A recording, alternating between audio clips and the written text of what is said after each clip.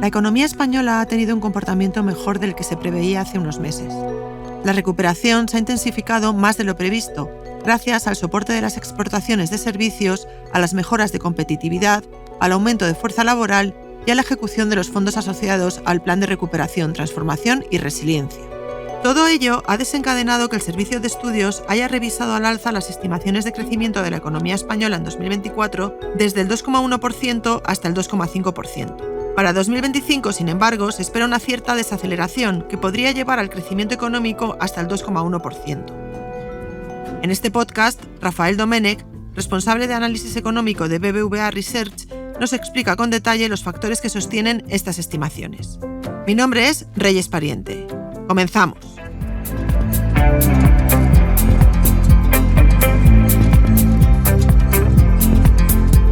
Blink, los podcasts de BBVA.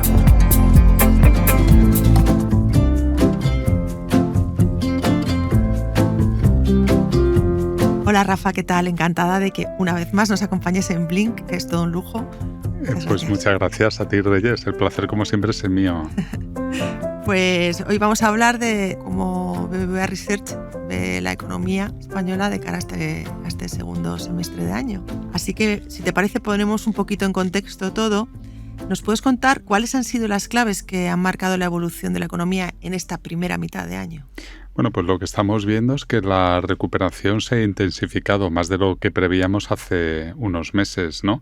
Y esto fundamentalmente se debe a las exportaciones de servicios, particularmente el turismo, ¿no?, que está tirando con mucha fuerza. Vemos también un aumento de la fuerza laboral y también pensamos que la ejecución de los fondos europeos está apoyando, ¿no?, este dinamismo de la economía española. Y luego, por otro lado, también creemos que las subidas de los tipos de interés que han hecho los bancos centrales, particularmente el Banco Central Europeo, durante los últimos años, en esta ocasión han tenido un menor impacto sobre la actividad tanto de los hogares como de las empresas. Deduzco, Rafa, que todos estos factores que comentas han contribuido al aumento de previsiones de crecimiento de la economía española que habéis anunciado recientemente. Pues así es, ¿no? En concreto lo que hemos hecho ha sido revisar al alza en 4 décimas el crecimiento del Producto Interior Bruto hasta el 2,5 para este año y marginalmente en 1 décima para el año que viene, para 2025, ¿no? Básicamente esta revisión se debe a la mejora de la demanda externa, ¿no? Esperábamos que fuera un lastre al crecimiento. Lo que hemos visto en esta primera mitad del año es que ha tenido claramente una contribución positiva, ¿no?, por esas exportaciones de servicios, tanto turísticos como no turísticos. Y luego, por otro lado, también pues estamos, cada vez que hay cierta base, ¿no?, para una aceleración moderada, pero una aceleración al fin y al cabo de la actividad económica en la eurozona, lo cual también beneficiaría a la economía española.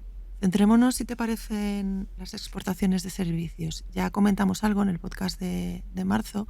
¿Nos puedes contar qué es lo que está pasando? Bueno, pues están creciendo a unas tasas que no habíamos visto nunca, ¿no? Y entonces la cuestión, lo que nos hemos preguntado es qué es lo que puede estar detrás. Por un lado, vemos ganancias de competitividad, ¿no? Las exportaciones de servicios no turísticos, pues en términos relativos con respecto a lo que importamos, se han abaratado casi un 15%, por lo tanto somos más competitivos y al mismo tiempo pues vemos que en el conjunto de la economía, pero también en este sector, hay una contención de costes laborales unitarios. Por un lado, porque está aumentando la fuerza laboral y eso, pues, de alguna manera permite cierto control del incremento de los salarios. Y por otro lado, porque estamos viendo una mejor evolución de la productividad por hora trabajada. Si te parece, vamos a hablar un poquito más del aumento de fuerza laboral. ¿Qué nos puedes contar al respecto? Bueno, pues efectivamente, ¿no? Lo que observamos es que se ha producido un aumento en el crecimiento de la población activa, desde el 1% anual antes de la pandemia del COVID hasta el 2,1% de 2023. Es decir, la tasa de crecimiento ha aumentado en más de un punto, ¿no? Hay que tener en cuenta que en 2023 el 71% del nuevo empleo es de personas nacidas en el extranjero, lo que nos da una importancia de cuáles son los flujos migratorios sobre lo que está ocurriendo en el mercado de trabajo. Pero es que además estamos viendo también una mayor participación de las mujeres en el mercado de trabajo y por lo tanto pues todo esto está haciendo que la fuerza laboral aumente. También mejora la productividad. ¿Cómo está evolucionando? Bueno, aquí yo creo es muy importante distinguir, ¿no?, de que la productividad que está mejorando es la productividad por hora trabajada. Y efectivamente es así, ¿no? En España, en los últimos años, fundamentalmente gracias a la aportación de lo que ha ocurrido en 2022 y en 2023, la productividad por hora trabajada desde el inicio de la pandemia ha aumentado en un 3,2%, mientras que en la eurozona lo ha hecho 0,9%. Estamos hablando de más de 2 puntos, casi 2,5 puntos de diferencia entre España y la eurozona. ¿Qué puede estar detrás de este mejor comportamiento de la productividad en España? Pues es posible que el impulso de las nuevas tecnologías, avance en el comercio electrónico, cambios en las formas de trabajo, ¿no? El propio teletrabajo del cual hemos hablado en otras ocasiones. Pero lo que estamos viendo es que esta mejora de la productividad por hora trabajada es una mejora que está ocurriendo en todos los sectores simultáneamente o en casi todos ellos. Y también lo vemos en el sector servicios, ¿no? En el comercio, en el transporte, la hostelería, actividades profesionales en general, pues eso, muchas actividades que están ligadas al turismo. Pasemos ahora a la evolución de los tipos de interés, que es, como comentamos muchas veces, un elemento que preocupa especialmente a todos aquellos que cuentan con una hipoteca. Tras la rebaja de 25 puntos básicos anunciada por el Banco Central Europeo, ¿veremos más recortes en 2024? Bueno, pues si se confirma el escenario de inflación a la baja que nosotros tenemos para el conjunto de la eurozona, sí que esperamos bajadas adicionales de tipos de interés que podrían ocurrir en septiembre y ya a finales de año, ¿no? Por lo tanto, en ese escenario estaríamos hablando de 3 bajadas con la que se ha producido recientemente y por lo tanto 75 puntos básicos menos de tipos de interés a final de año, ¿no? Para el año que viene, para 2025, si sigue este proceso de desinflación, veríamos bajadas adicionales que podrían llegar hasta los 100 puntos básicos. Por lo tanto, en este escenario base sí que se confirman estas bajadas. Pero algo que también creo que es muy importante que tengamos en cuenta es que en lo que ha sido el escenario de subidas de tipos, en esta ocasión hemos visto que las subidas de tipos de interés por parte del Banco Central Europeo se han transmitido con menos intensidad a la economía, a los hogares y a las familias. Y esto sobre todo es cierto, ha ocurrido, por ejemplo, en los depósitos, que han subido menos que en otras ocasiones, que es lo que podrían haber subido de acuerdo al patrón de otras ocasiones, y esto es porque tenemos un exceso de liquidez y un exceso de ahorro en la economía. Pero sobre todo donde se nota muy bien la diferencia es que también han subido mucho menos que en otras ocasiones los préstamos hipotecarios y los préstamos a las empresas.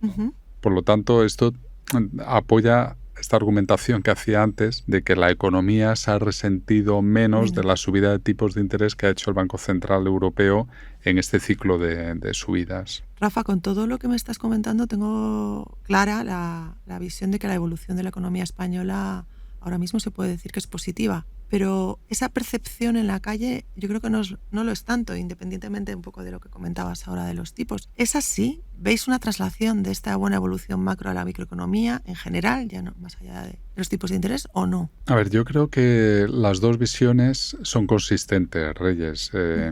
Por un lado, efectivamente, el ciudadano medio, ¿qué es lo que ve? Pues que ha perdido poder adquisitivo como resultado de la inflación. Los precios hoy son mucho más elevados que los que había hace 4 años y que, por lo tanto, también su renta cunde menos. Claro. Pero esto es perfectamente compatible con el aumento del Producto Interior Bruto, ¿no? Y ya en otras ocasiones lo hemos hablado en este podcast. A mí me gusta distinguir que el patrón de crecimiento de la economía española es más extensivo, es decir, que se está produciendo un aumento del empleo, de la población, y esto arrastra al Producto Interior Bruto, que intensivo, ¿no? El crecimiento intensivo es aquel que afecta sobre todo al crecimiento de la productividad por ocupado, y al PIB, al Producto Interior Bruto per cápita, ¿no? Y por eso antes hacía esta distinción de que no es lo mismo hablar del PIB por hora trabajada que del PIB por ocupado, ¿no?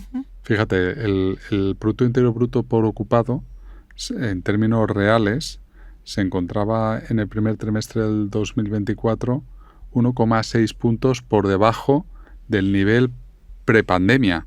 Es decir, que lo que es, por así decirlo, la productividad por ocupado, que es la que determina la renta por ocupado, el salario, ¿no? Sí. Pues todavía no ha recuperado los niveles de la pandemia. Ya. Las horas trabajadas sí, y la diferencia es que trabajamos menos horas.